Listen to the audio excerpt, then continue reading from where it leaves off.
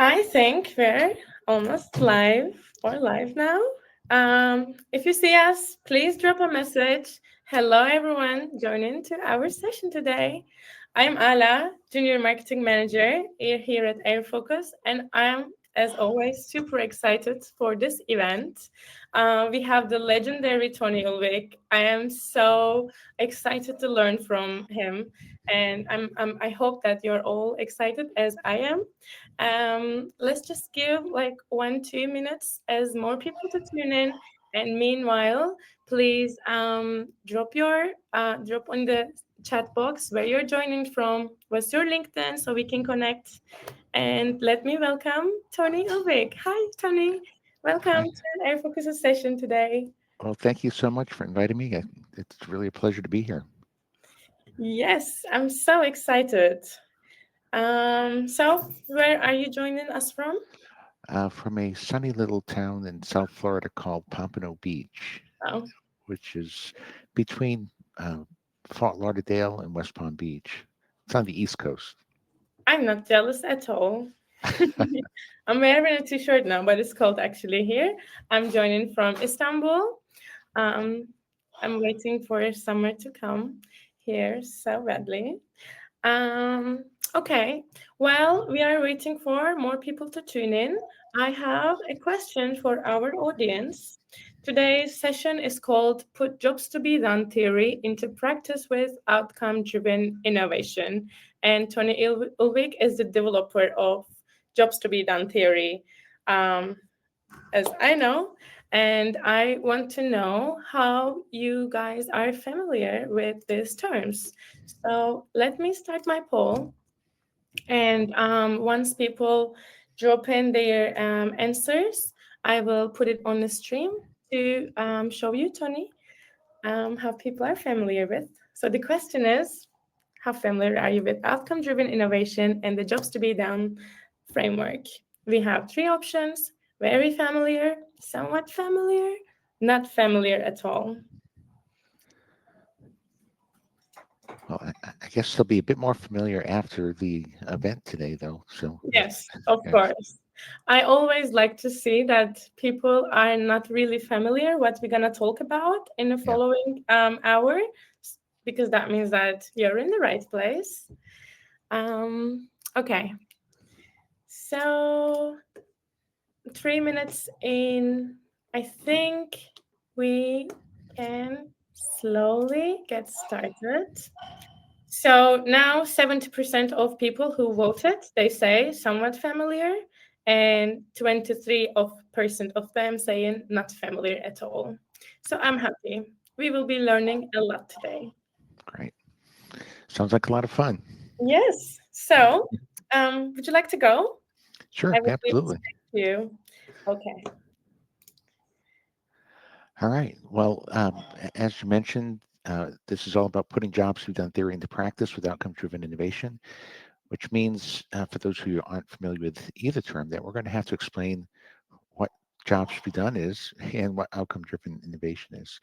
And you'll see how all this comes together into a process for creating breakthrough products. I've been in the space for over 30 years.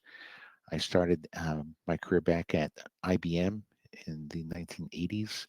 I worked on a product called a PC Junior that failed miserably in the market. In fact, the day after it was introduced, the headlines in our Wall Street Journal read, "The PC Junior is a flop," and it was a $1 billion failure on IBM's part, which got me really interested in innovation as a process. And I've been focused on creating a better way to innovate for years and been practicing it within many companies across the globe. So that's what I want to share with you. I'll just jump in and get started. Again, it's about innovation. We know that companies all invest heavily in innovation, but we often see efforts come up a little short. They often take more time than planned, they cost more than planned, and worse off, they fail to deliver the expected results. This, of course, is what we want to fix.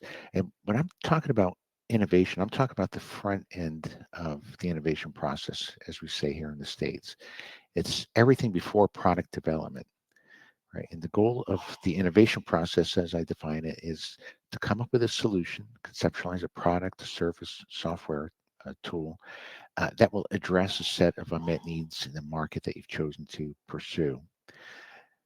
And then, of course, everything after this is the development process. And really, the goal of innovation, in my opinion, is to conceptualize a product that you know is going to win with a high degree of certainty in the marketplace. So, with that in mind, I asked the question, why do companies struggle with success at innovation? Well, we've looked at this for a number of years, and I've done a lot of polling as well. And what we find is product teams are all trying to do the same thing. They're trying to create product offerings that better address the unmet needs of customers and the markets that they're going after and the segments they're targeting. But we find that 71% of product team members say there isn't agreement on how to best define a market. We find that 87% of product team members say there isn't agreement on how to best define what a customer need is. We find that 85% of product team members say there isn't agreement on how to best uncover and prioritize those unmet needs. And we see that 76% of product team members say there isn't agreement on how to best segment the markets they serve, which poses a little problem. If we can't agree on our market, what the customer's needs are, which are unmet, are there segments of people with different unmet needs, and do that in the best way possible, then it's really going to be hard to come up with the right solutions and win in the marketplace. So this is the level at which we're going to attack the approach. What we often see happen is companies cobble together multiple incompatible innovation methods that are grounded in different paradigms, and they were never designed to work together, and they just don't work together.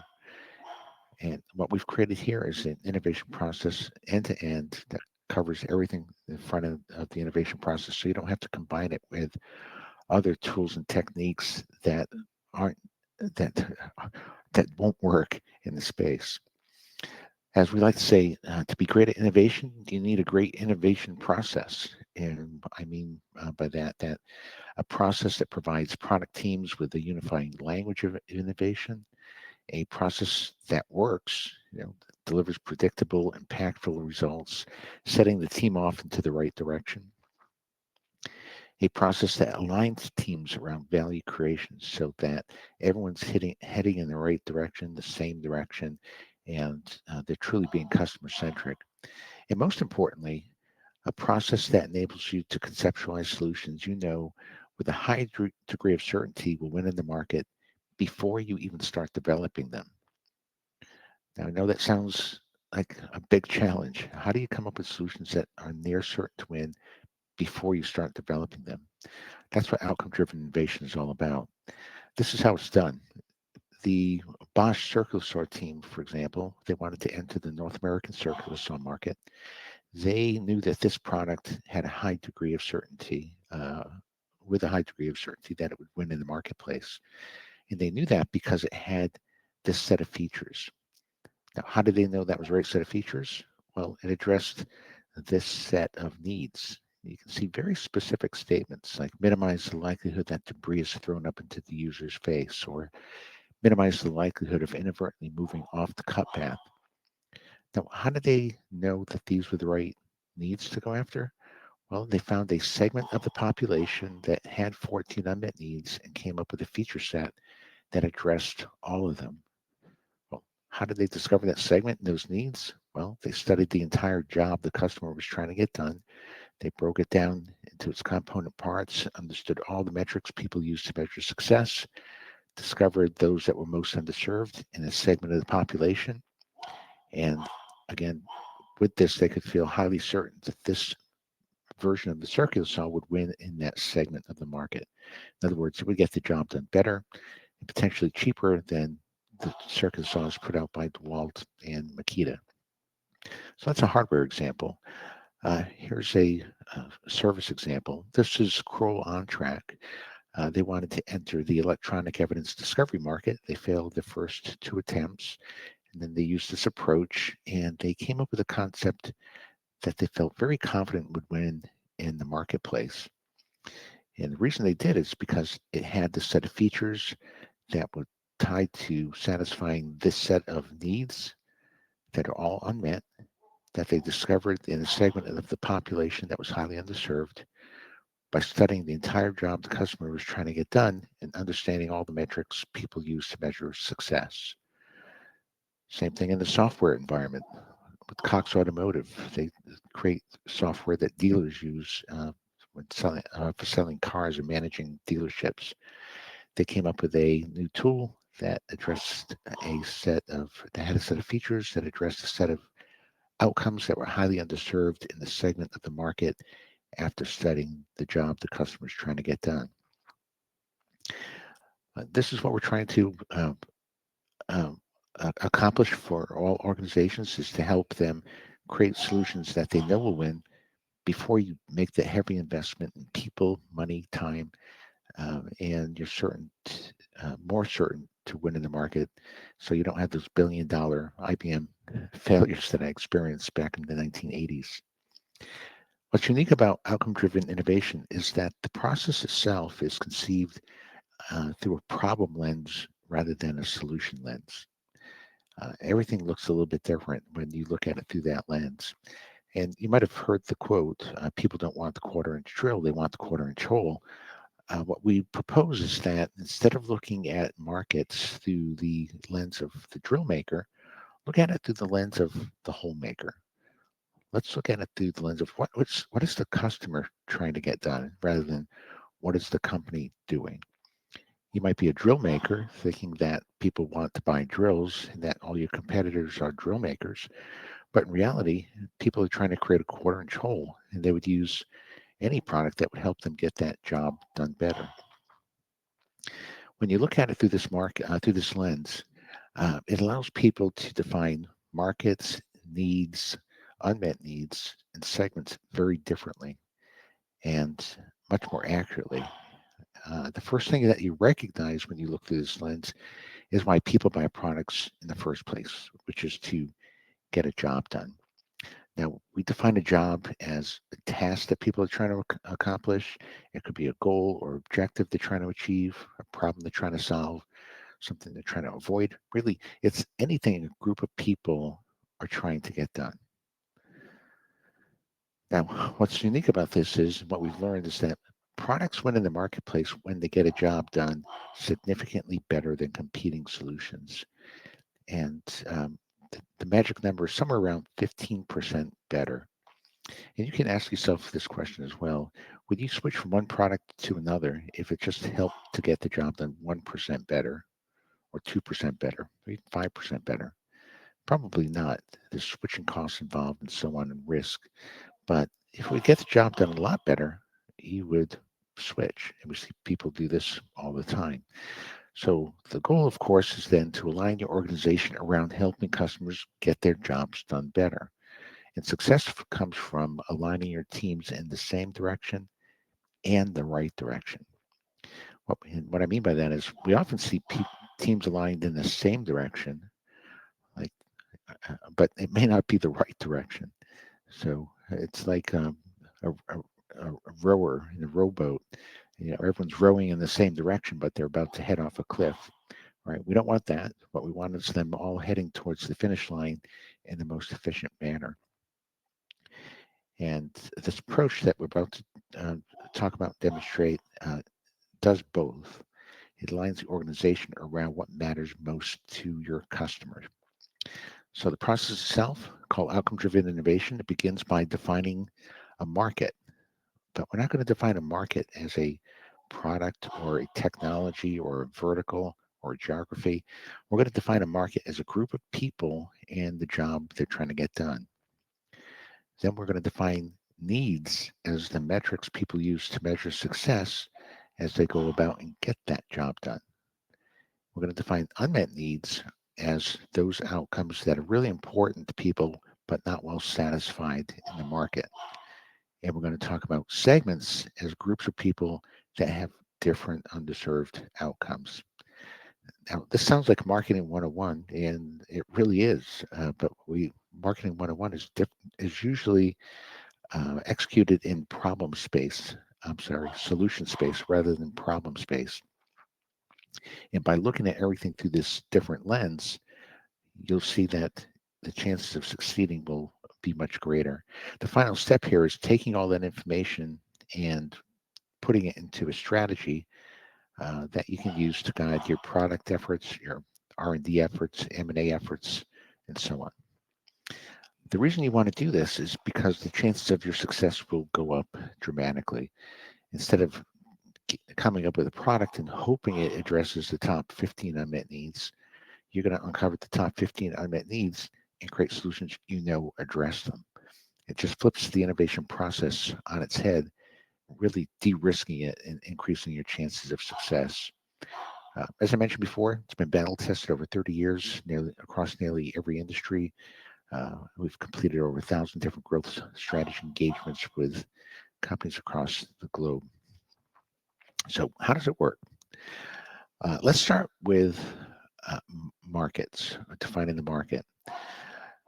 Something I've always found interesting is people define markets in very different ways. And you could ask yourself, how do you and your team members define the, the market you serve? Is it as a vertical, a, a job title, a geography, a demographic, a technology, a product, territory? Could be any of those things. But we're going to come at this a little different. Say, instead of looking at this through the lens of the company, we know that if people are buying products to get a job done, let's define a market as a group of people and the job they're trying to get done. So, for example, parents who are trying to pass on life lessons to children constitute a market. It's a group of people trying to get a job done. And so the market is parents passing on life lessons to children. It could be interventional cardiologists trying to restore blood flow in an artery. It could be music enthusiasts listening to music. It could be cybersecurity managers trying to protect a website from cyber threats. And notice that each of these are the group of people and this process that they're trying to execute. Right? By defining it in this way, we can analyze the market in a very different manner, as I'll show you in a minute. It could be surgeons who are trying to remove an anatomical structure surgically. And you might notice that all of these jobs are defined in the same exact way as an action verb, an object of the verb, and a contextual clarifier. All very simple. And the reason we do this is we want to be able to look at all markets through the same light, especially if you do a market selection and you're trying to pick a market to go after. How do you compare which market you want to go after if one is defined as a vertical, one's defined as a technology, one's defined as a geography? It's not comparing apples to apples, making it really difficult to figure out what market you want to go after. So thinking about markets this way and thinking about your markets this way will give you a number of different benefits. So what we say here is a market is defined in a way that makes it a stable focal point for long-term value creation. Uh, the job people are trying to get done stays stable over a long period of time, even though products come and go, right? And this is why you don't want to define your market around a product or a technology, because as that product or technology becomes obsolete, it makes it look like your market disappeared, but it didn't, right? The market is still there. There's still a group of people out there trying to get a job done. They've now moved on to another technology or another product. Defining this way makes it customer centric, problem focused, independent of any solution. Makes it inclusive of all sources of competition. So it could be any product that's being used to get the job done, not just one type of product. It makes it distinct from any other market, and that's why you could use this to define literally thousands, tens of thousands of different markets that exist around the globe. And it makes it a unit of analysis that enables a deep empathic understanding of customer needs, as I'll show you as well. What I like about this is just taking this one step aligns the organization around the customer. So the organization is now heading in the right direction and the same direction because they're going to get the job done better for the customer. When we create the job, define the job, We then create what we call a job map, which breaks down the job into problem space.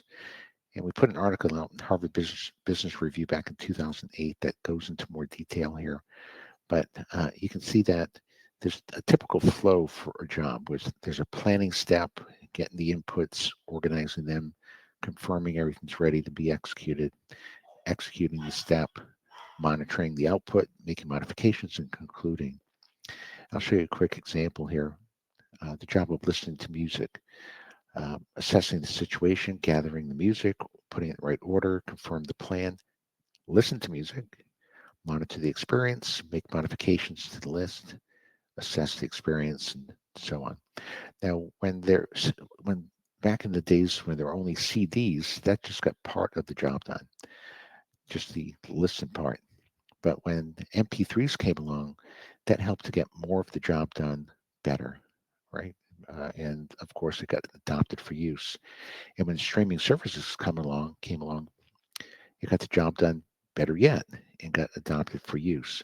And the reason I show this is that once you know what the job is that the customer's trying to get done, the ultimate goal is to help them get the entire job done on a single platform. This can be your vision for years to come. And your competitors are all naturally trying to do the same things. You may be really good in the locate and prepare steps. They may be really good in the monitor and modify steps, but eventually everyone's trying to grow in a direction to get the entire job done. It happens naturally, happens slowly over time. But if you know what the entire job is, you can get there quicker and beat your competitors. This takes us into understanding the customer's needs. So this has always been one of my favorites. I've heard customer needs defined in so many different ways as solutions or features or pains and gains, exciters, delighters, specifications, requirements, value drivers, must-haves, table stakes, delighters, um, and many, many more. As if any of these inputs would be a useful input into the innovation process. Well, just like any other process, it needs a good input. And with the innovation, you're trying to come up with solutions that address unmet needs. So if you don't define needs correctly, it's going to be really hard to be effective innovators. So our view here is we're not going to define needs as solutions or benefits, pains or gains, exciters, delighters. Since people buy products to get a job done, and a market is a group of people trying to get a job done, we're going to define needs as the outcomes that people want to achieve while they're getting a job done. I'll show you an example. Think about it like this. There's a hierarchy. The job to be done is where we define the market, and then we break it down into job steps, and then into these outcome statements. And this is why we call it outcome-driven innovation. The example I'll show here is a surgeon trying to remove an anatomic structure surgically. It's a group of people trying to get a job done. As you go through those steps, establish initial access, gain visual access, define the pathway, navigate through the barriers, terminate the blood supply, mobilize the structure, and so on, you'll notice that we're not describing what solutions customers are using. We're laying out what are they trying to get done. And as you look at these outcome statements below here, like number 25, minimize the time it takes to locate the vessels that are feeding the target structure. This is a very specific instruction coming from the surgeon that can be used by innovators to help get the job done better, especially if this is an underserved outcome. If you can help them minimize the likelihood that bleeding occurs when terminating the blood supply to the targeted structure, that could be a target for innovation. Well, as we go through these jobs, there's typically over 100 or so statements that people use to describe success when getting a job done. It's at a very, very granular level. We all know that people are trying to get the job done faster, more predictably, better output throughput. We know it's going to be it's going to be done safely, more conveniently. But how is all that measured, right? You can't create a product if you only have those high level inputs. We're going for these very low level inputs, very granular statements that get at exactly how customers think and what they think about when trying to get a job done. And we all do this all the time when we use products. You might be making a meal and say, "God, I just burned the meal. Wow, I wish I could minimize the likelihood of overcooking the meal." Right? That's an inherent outcome that you have when you're preparing a meal. Or maybe you find that the food is cooked unevenly and you think, well, I really like to minimize the likelihood that the food is cooked unevenly, and so on. And we think through all the stuff, through all the jobs we're getting done, and most interactions with customers don't get into these kinds of statements. They don't talk to customers about breaking down the job they're trying to get done and how they measure success.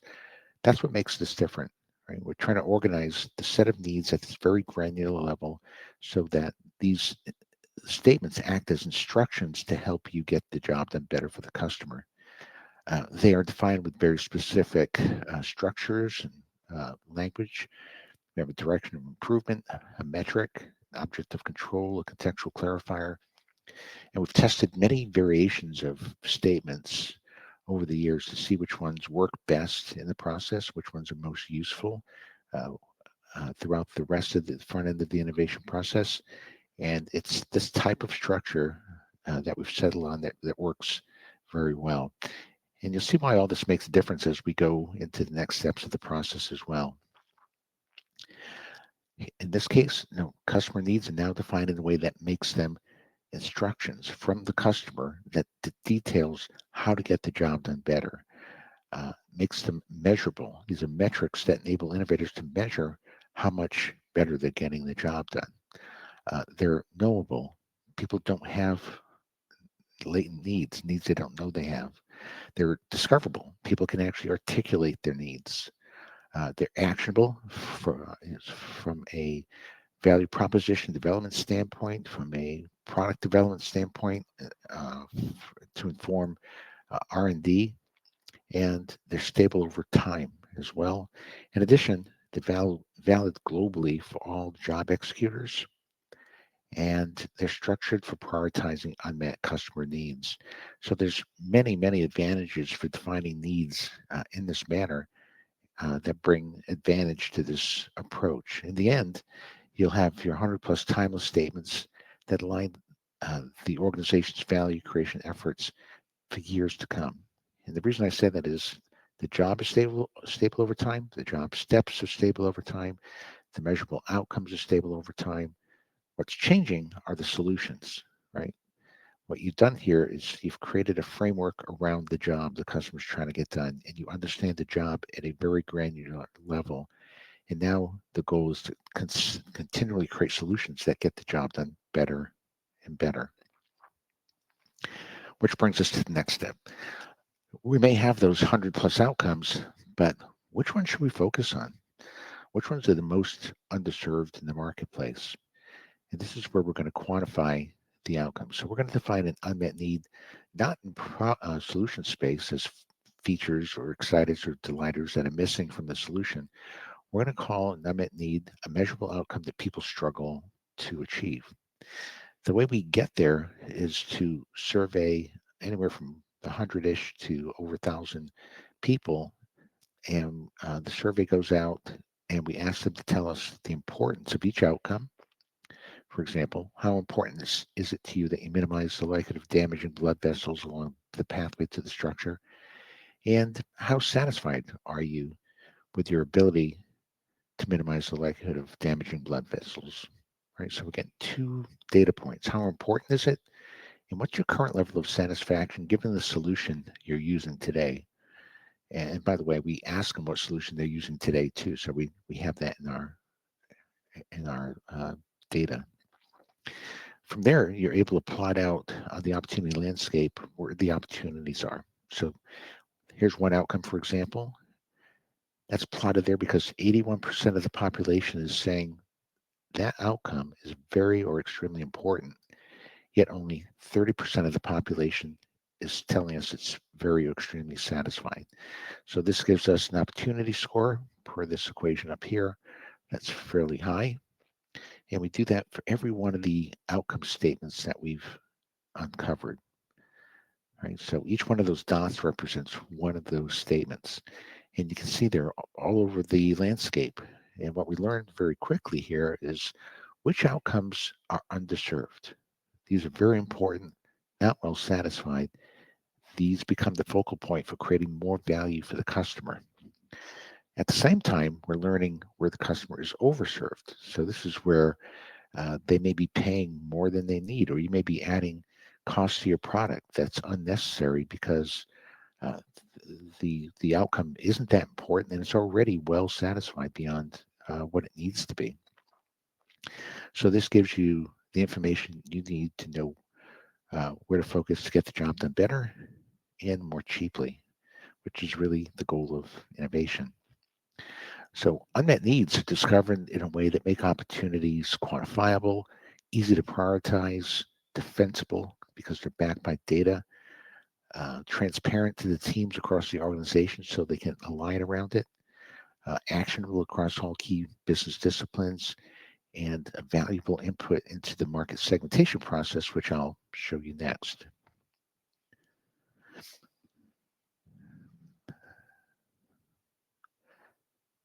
So when it comes to segmentation, and I find this to be one of the most important parts of the process, we're not going to segment the market around personas or use cases or people with different demographics, attitudes, behaviors, or so on. We're going to segment markets um, around groups of people that get the job done differently or have different unmet outcomes. And I've always found this to be pretty remarkable as well. Most traditional segmentation methods are proxies for the real thing. And if you go back and take a step and say, well, why do we segment to begin with? Well, most companies segment, especially in the product space. You're segmenting the market to find groups of people that have different unmet needs. So you can create a solution that specifically addresses their unmet needs.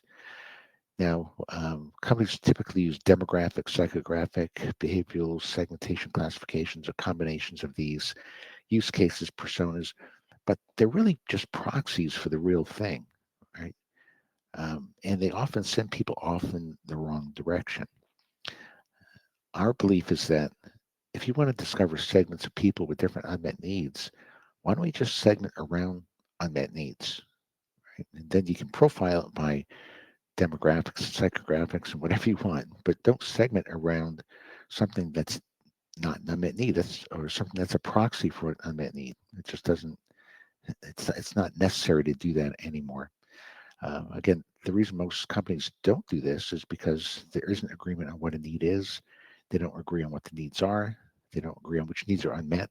So they can't segment around unmet needs. But this takes care of all those issues and it really opens the door to new possibilities.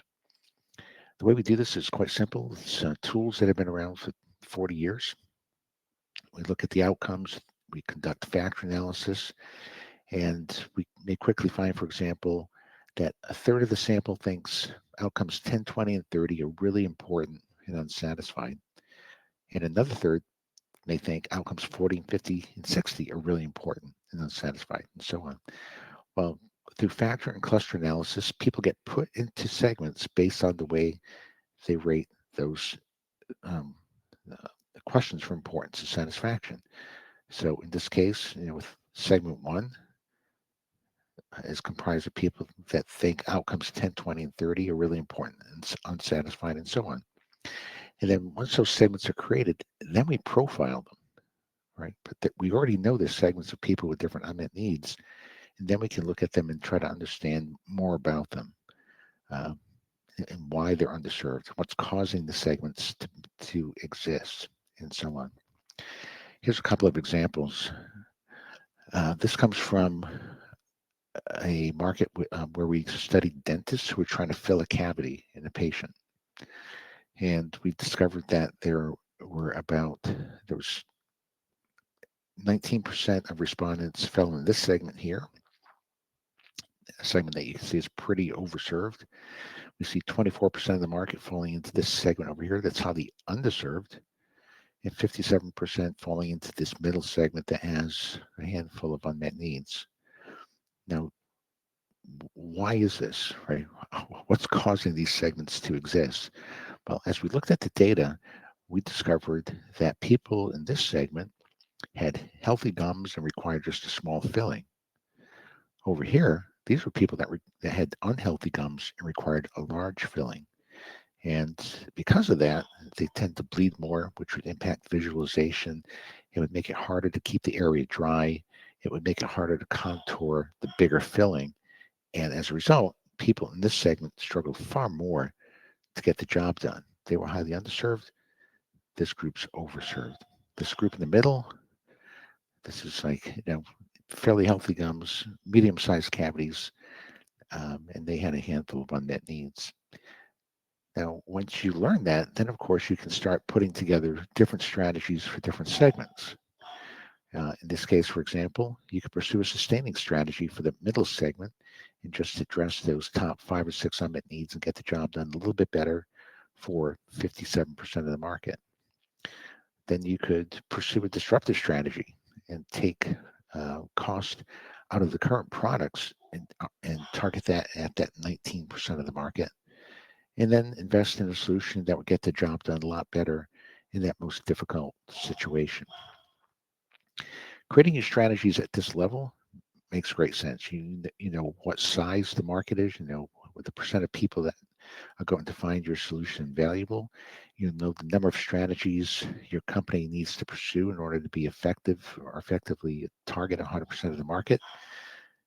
It's not as if markets are homogeneous, right? There's one product that fits the needs of everybody. It could look very, very different. We have many examples. This comes from an all-terrain vehicle manufacturer that discovered a segment down below here that they didn't even know existed. It was a $150 million opportunity. It consisted of people who didn't want all the bells and whistles. They just wanted more power so they could traverse very difficult terrain. And they didn't want to pay more for that vehicle. And knowing that, the company could pursue a dominant strategy that would help get the job done better and more cheaply for just that group of people.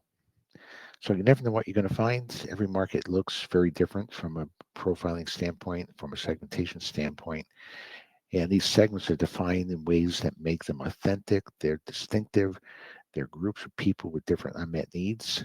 They're mutually exclusive, collectively exhaustive. They're measurable. They're actionable, reachable, defensible, and valuable input for product and market strategy, which we'll finish up with next. So we've come a long way. The organization is now aligned around targeting authentic, distinctive segments. So we've come from a place where people don't agree on what a market is, a need, unmet needs, or segments, and we've aligned people around all of that. They agree on what a market is. They agree on what a need is, what the needs are, which needs are unmet, what segments of people with different unmet needs exist. And now, rather than debating all that in problem space, they can debate what is the best solution, which is what they should be debating instead of going around in circles trying to figure out what is the problem we're trying to solve. So that's the last step in the process, is to figure out where do we go from here to create value. What we do first is we create what we call the innovation strategy. This is picking out which segments do we want to go after, which outcomes do we want to target. Like that Bosch case, I want to go after segment 4 and target those 14 unmet needs. That's the most efficient path to growth. In other words, it's the fewest number of outcomes you could go address to have the greatest amount of value for that target population. And this is the way we like laying this out when all the data comes back. We take our segments, we look at the top unmet needs in each segment. We look for unmet needs that are common across multiple segments, and we call these the high leverage opportunities. So these are outcomes that are unmet across 100% of the market. Now, the reason this is valuable, of course, is if you can satisfy these needs 100% of the market will find this valuable, right? You don't always find these opportunities. Sometimes you don't find anything across 100% of the market, but when you do, it's a great place to take some action. We also see opportunities that may cut across a couple of segments, other opportunities that just exist within one segment. Well, what we want to do here is determine what opportunities exist. And let's say there's 30 opportunities that we've identified. Then we want to lay out our plan for growth. It's customer centric. It's it's the most efficient path to growth. And we can look at those opportunities and determine how we might better position our existing products. We often see that your existing products satisfy some of the unmet needs, but nobody's talking about it. So people don't know. And we've seen cases of market share growth, many of them, in fact, simply by better positioning existing products. Then you may want to improve your existing products and services to help get the job done better. You may see the need to fill gaps in the portfolio with brand new products or services. You may see the need to make investments in AI or R&D and M&A, all with in the same direction with the same goal, which is to help customers get that job done perfectly. This is also measurable. You can see the progress you're making over time. So as you create new products, you can see the movement in customer satisfaction from iteration to iteration until ultimately you help them get the job done perfectly. So think about this as a framework that you're setting up that you use continually over years to measure the progress along all those outcomes that are stable over time, right? Satisfaction keeps changing because technology gets better. People become more satisfied with their ability to get the job done. So that's how it's done. Study the job the customer is trying to get done, find a segment of people who have some unmet needs, solve for those unmet needs with a feature set that you know will address them, and that's how you can conceptualize a product that you know with a higher degree of certainty will win in the market before you even put it into development. I wanted to close with this here. We've really come at this from the science standpoint of this, but from a people standpoint, I thought this quote really brings it home. Comes from the CEO of the medicines company, who we worked with for about 5 years on a variety of projects. He comes at it this way. He says the process brought competence, transparency, alignment, and mutual trust to teams who are used to operating in silos. And I found that interesting that was what he found most important is the alignment portion. So everybody's rowing in the same direction and the right direction, which is key. If you want to learn more about this, the book on the right you can download for free at jobsbedonebook.com. The book on the left, back in 2005, still a pretty good read, but I can't give that one away because I don't own the rights. It's a McGraw-Hill purchase, but that's still available as well. So I think we can cut into Q&A then, and I'll stop sharing. Thank you, Tony. All right. That was a great presentation. I think this was the most actionable presentation I've ever heard. And you didn't see the chat, but we had some feedback saying, Jackie saying this is probably the clearest and most useful product talk I've ever watched. Well, So that is good to hear. I appreciate that because in my early days I read everything that was out there, and I felt that so many books were just like cheerleading books is what I call them. They say you need to innovate, you need to be great, but it would never tell you how. It's like yeah, I want to know how, right? and here It's is how. and here's how, right? Exactly. Thanks for bringing this up. Um, yeah, in general, thank you so much for this presentation and these insights and being here again. So we can, I think, move on to the Q&A session. Now, it's time to drop your questions. We have already so many here. and we will answer it one by one. So the first question is 86% sounds nice. What are the possible reasons you know of where outcome driven innovation was successfully used and nevertheless product failure resulted? Yeah, that's a great question. Um, so yeah, you can't guarantee success. So what we learn every time we go through this, and we've analyzed that 86% and looked at the few that failed. They all had a common theme. Uh, they did follow the process. They did satisfy some unmet needs better, but too few. Right. So this is where that rule I gave early on that said you need to get the job done about 15% better or more, which means you can't just satisfy one or two unmet needs better. You really need to look for five or six or eight or 10 and try to satisfy all of them. Like with that Bosch example, they had 14 unmet needs. The first question they asked was, how many should we satisfy? Or which ones? I said, satisfy all of them, right? So you can get the job done a lot better, which they did and made it successful. But some companies didn't do that. Um, and I see this as a mindset where companies they recognize one or two unmet needs, so they put a product together that addresses those, and it's not enough to move the needle, right? So people look at it and go, well, that's nice, but I'm not going to switch because it doesn't get the job done significantly better. And that's the main reason that the uh, those in the sample failed. And so as a result, we adopted this rule that said, don't stop ideation until you know you've got the job done significantly better. And let's put a metric to that so that you can mitigate that risk of failure. Thank you for answering that question. I hope that was helpful, Lauren. And now we can move forward to the other question, which is how would you advise how to start applying the outcome driven innovation method in a solution oriented company? Almost every company is solution oriented, and we have a tool we call the what do we call it? The market definition canvas. You could look it up and oh, maybe you can supply it. Allah, we can find it.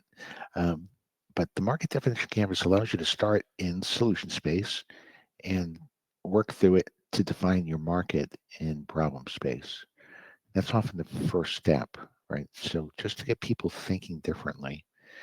Um, it's a mindset shift. We've worked on this for years. I even developed a course.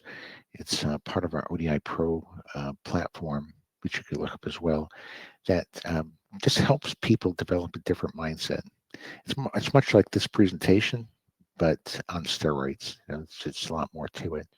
And the goal is to just to let people know that there's a better way, right?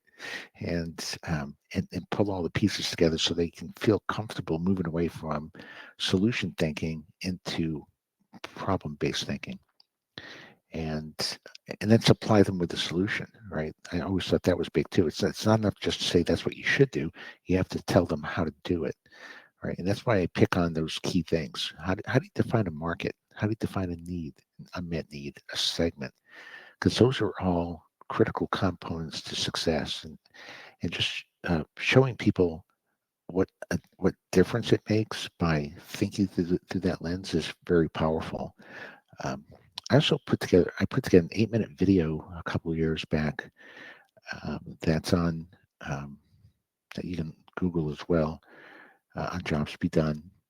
That gets at this as well. It's really good uh, way to quickly tell the story of this different thinking and how it's going to benefit you and how it changes the terms and how it can get everyone on the same page and so on. So I think some of those things are key. Just getting that mindset shift and hoping it hoping it connects. And it's not going to connect with everybody, but it doesn't have to either. You just need enough people to look at it through this lens to get the movement started. Thank you, Tony, for answering this. I will make sure to add all these links to the follow up email and all these resources that you mentioned to us. So have your eyes on your email box tomorrow. Okay, the third question. Are there any types of companies that this wouldn't work for? Well, I'd say there's some types of companies that Mhm. it makes it harder to work for, and some that it works for differently than what I just showed.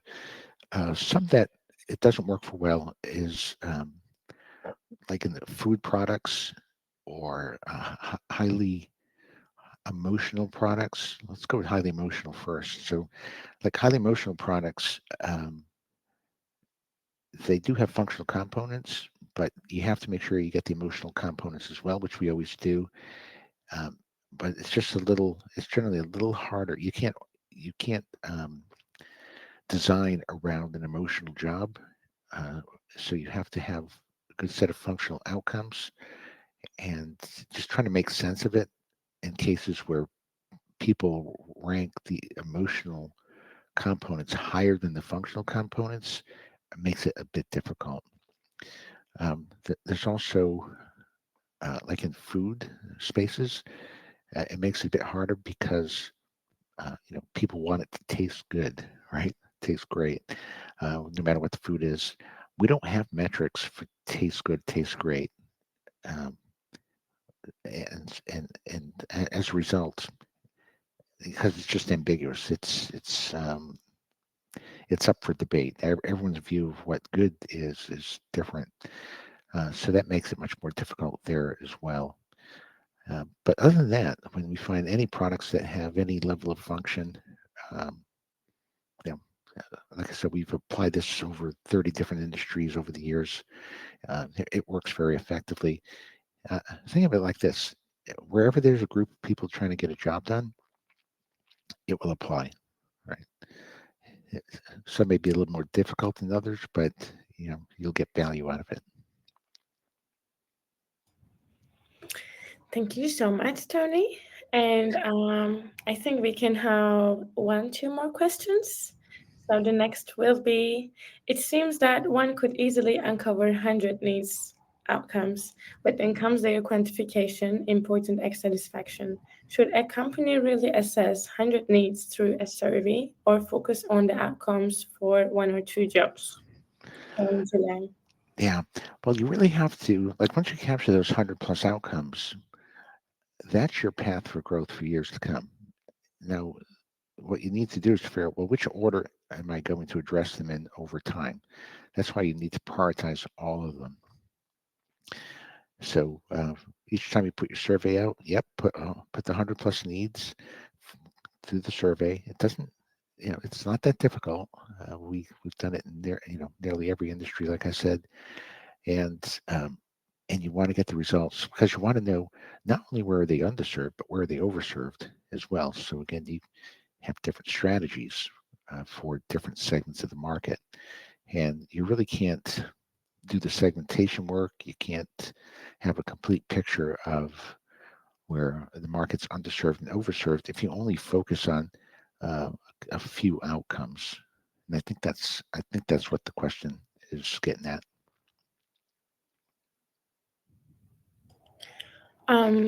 I think it answers the question. Thanks, Tony. And this will be our last question. Is there really such a thing as a job done perfectly? I think this is a perfect question to finish. Yeah, that's great. Yeah, I spent a lot of time thinking about that. I probably not. I've never seen a job done perfectly in all the years we've been doing this. Even in very mature markets, there's always unmet needs. So I've never seen it happen, but I think that's more of a goal. And that's your North Star. You're trying to get the job done perfectly. You may never get there, but it's the direction you're trying to take. I think that's really the importance of that message. I've also realized that perfect doesn't mean that every outcome has to be satisfied to the greatest degree, because that would be overserving the job in many cases too. So technically, there's some interesting iterations that you have to do around what does perfectly mean in the given market. And generally, we would say it's perfect when satisfaction equals importance, right? And so if all the outcomes in a market were equally satisfied as they're important, then you might say the job is done perfectly. We haven't found that either, but but that's just an aside. That might be fun. Thank you, Tony. I Sure. think we have many more questions, but we don't have enough time to answer all of them. So sorry for this, but I think this presentation and your answers on the questions were super insightful. We have so many answers already. Um, yes, I would like to thank you again for joining us today. And before we finish, I would like to invite all our audience here for our upcoming webinar, which is just give me a second, which is going to be with Adam Greco next week on the data and product teams. And our CEO, Malte Scholz, will be there with Adam to have a lively conversation with Adam. So please make sure to join that. And I will be sending you a follow up email with the recording and all these resources Tony mentioned. Yes, so I think that will be it for today. Any things you want to say, Tony, before we I, end? I just want to thank you again for inviting me. I really appreciate it. I hope your audience got a lot out of it, and wish them all success using the approach, and hopefully it will enrich their careers and their lives. So thanks for inviting me. Of course. Thank you for joining again, everyone. See you next week.